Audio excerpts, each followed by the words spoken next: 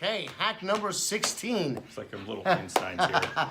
How to wrap up the conversation. How to wrap up your meeting. What's the best way to go about ending the meeting? Okay, that's quite a lead up. Again, I get people that call me and say, hey, I followed up with the buyer and they're not getting back to me right away. What do I do? And this even comes through the podcast. You know, people say, you know, people outside ECRM, and I'll always ask them the same question. Well, how did you end your meeting? And they're like, what do you mean? It just ended. No, people, you can't just let the meeting end. You have to control the end of the meeting. And I'm going to give you some specific instruction that's really going to make a difference for you, okay? Sometime during the meeting, you have promised that you're going to do certain things, okay? You've said, I'm going to send you pricing, or I'm going to send you samples, or I'm going to send you this or that.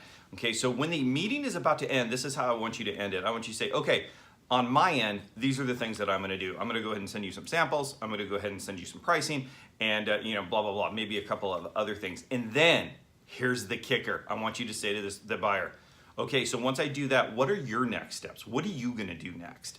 And not like in an irritated, like you owe me kind of way, but just in a curious way. Like, so once I do these things and send these things to you, what's next on your agenda? You know, what do you do next, and what can I expect?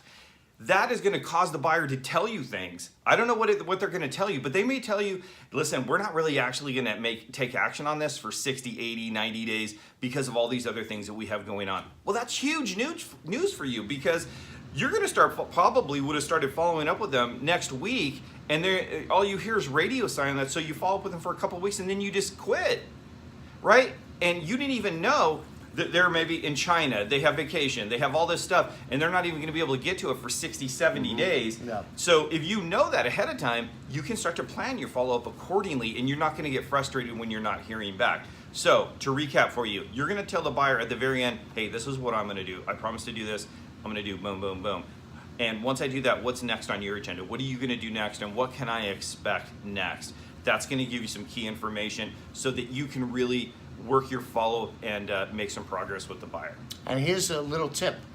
Our sessions and our meetings are set up in a way that we have a built-in alarm, notification, 2 minutes, letting you know when to start wrapping up. And that's the 3-minute knock in the planning sessions, or the 2-minute warning in the Power Hall and the Discovery Hub. So once you hear those, that's your signal to start wrapping things up, telling them what your follow-up's going to be, and finding out what their follow-up's going to be. Right, so remember the hack that we just did, hack number 15. Okay, so if you remember that, you got your uniques out, and you hear your 2-minute warning. I don't care what you're doing. You need to quickly wrap that up and then ask those questions. You can't let the buyer leave. And that goes for any buyer meeting that you're ever in. Don't leave without asking those questions, okay?